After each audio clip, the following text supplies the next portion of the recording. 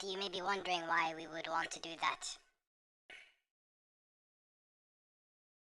Well, please recall how we can represent a system of equations as a matrix and two column vectors. We can call the matrix A. We can call the variable vector x, and we can call the constant vector b. Well, if we could find a way of inverting matrices, then we could easily solve systems of equations like these simply by inverting A. Let's first of all discuss what each row and column in a general matrix means. This system of equations can be represented by a pair of straight lines on the xy plane. Each row represents a vector perpendicular to its corresponding line.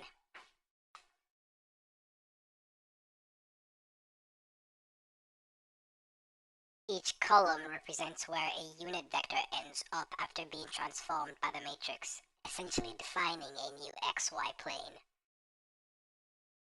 These two pairs of vectors can be thought of as defining two different parallelograms, and you might wonder how the areas of these parallelograms relate to each other. Notice how when I change the coefficients, the areas of both parallelograms change. Notice how the areas remain equal at all times. We can prove this is always true using the cross product. Since we're working in 2 dimensions, the z component of every vector is 0, which makes the maths very simple.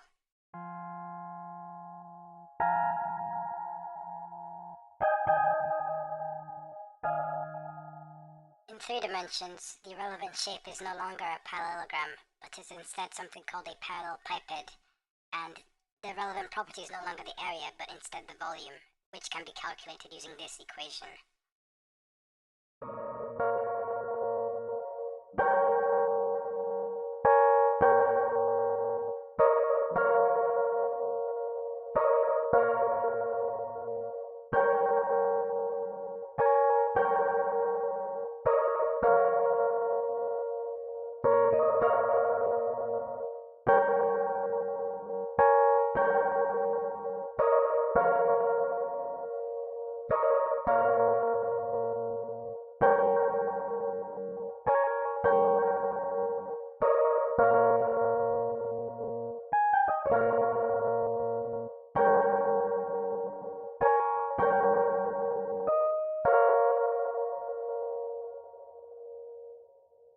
Now, heading back to 2 dimensions, notice how when these 2 lines become parallel, the area expression becomes 0.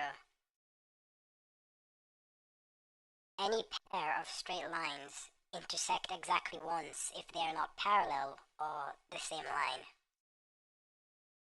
And since this area expression is 0 precisely when these lines are parallel and do not intersect, we can use this area expression to determine whether or not our lines have a precise solution. And we will call this area expression, or the volume expression in 3 dimensions, the determinant, and we will explore it more closely in the next section.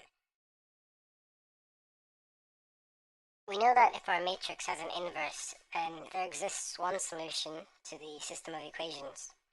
But equally, we know that if our system of equations has a solution, then our matrix must have an inverse. We know that when our determinant is equals to 0, that our system of equations has no solution, and therefore has no inverse. And this makes the determinant instrumental in our journey to finding a reliable way of inverting a matrix. But first, let's go over some rules for the determinant. The very first rule is that if 2 rows or columns in the matrix are identical, then the determinant is equals to 0.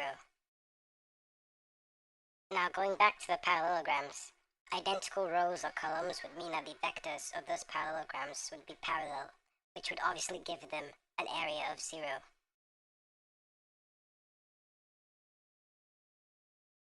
The second rule is that if we multiply a row or a column by a scalar, then the determinant is also scaled by that same scalar. Going to the parallelograms again, this would correspond to multiplying the length of one of its sides by lambda, which would obviously multiply its area by lambda. The third rule is that if two rows or two columns are switched, then the determinant is multiplied by -1. Geometrically, this is the same as flipping the orientation of the parallelograms. This encodes the sign change of the determinant. The fourth rule showcases what we call the multilinearity of the determinant. If we split one of the row vectors into two parts, then the determinant can be split into two corresponding parts. Geometrically, this can be proven by splitting one of the base vectors of the parallelogram and then realizing that the sum of the areas of the two new parallelograms is equal to the area of the original parallelogram. Notice how the areas of the two glowing triangles are obviously equal. The fifth rule, or the transpose rule, tells us that the transpose of a matrix has the same determinant as the original matrix. This is because the parallelogram formed by the column vectors and the parallelogram formed by the row vectors have the exact same area, like we proved in section 1. The final rule is that the determinant of a product of two matrices is equal to the product of the determinants of the individual matrices.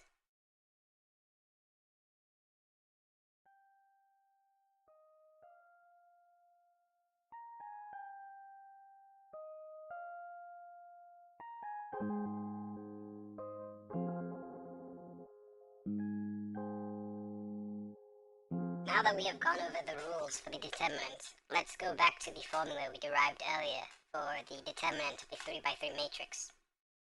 Notice how the determinant is simply equals to the sum of the products of each element in the first row multiplied by the determinant of a matrix formed by deleting the row and column of that element.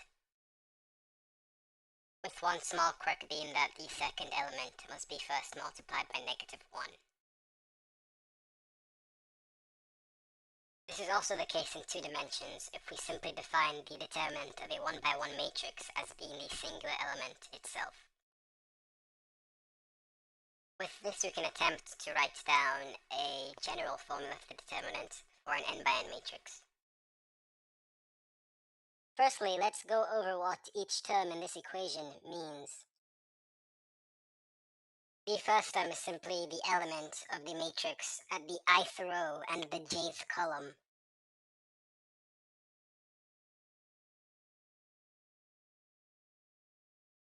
The next term is that element's corresponding minor, which is simply the determinant of a submatrix formed by deleting the row and column that that element belongs to. The last term tells us to alternate the sign as we move between elements.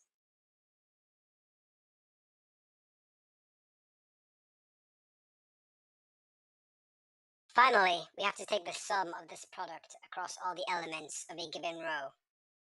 To prove to ourselves that this is indeed a valid formula for the determinant, let's make sure it satisfies three properties. The first property is called multilinearity. This essentially means that the determinant has to be linear with respect to each row.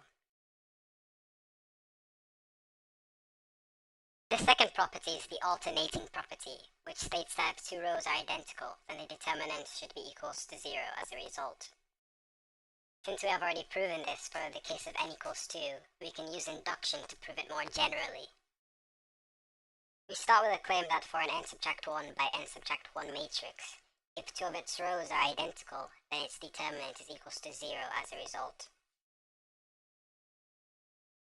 We wish to prove that if this is the case for an n⁻1 by n⁻1 matrix, then it is also the case for an n×n matrix. Since the row we use to calculate the determinant is arbitrary, we can just use a non-duplicate row. From this, it is clear that all these submatrices have duplicate rows, and so therefore all the determinants are equals to 0. and so therefore the determinant of the entire n by n matrix must also be 0. The final property is that the determinant of the corresponding identity matrix must be 1. We can use a similar inductive argument to prove this. If the determinant of an n subtract 1 by n subtract 1 identity matrix is 1, then the determinant of an n by n matrix must also be 1, since every other entry in the first row would be 0.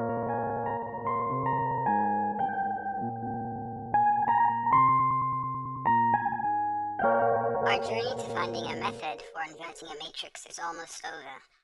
Just need to define one more concept, which is the concept of the adjoint matrix. The adjoint matrix is simply a matrix comprised of all the non-row term elements from the general determinant equation, calculated for every single element in the matrix, all transposed. The product of a general matrix and its adjoint matrix can be described by this equation. Where I and j are equal, the equation is equals to the determinant. Otherwise, it's equals to 0, and this can be proven rather easily. This tells us that the product of A and its adjoint matrix is equals to its corresponding identity matrix multiplied by its determinant.